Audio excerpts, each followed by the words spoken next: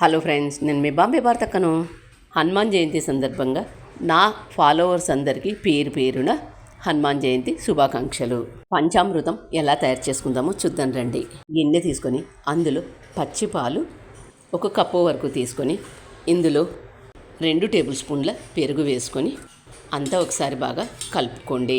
ఇప్పుడు ఇందులో బాగా పండిన అరటిపండు ఒకటి తీసుకొని తొక్క తీసుకొని ముక్కలుగా కట్ చేసుకొని అందులో వేసుకోండి. పంచామృతంలో కేవలం అరటిపండు వేసుకుంటేనే చాలా బాగుంటుంది. పంచామృతం అంటే పాలు, పెరుగు, నెయ్యి, అరటిపండు, తేనె వీటన్నిటిని కలిపి చేసుకునేదే పంచామృతము.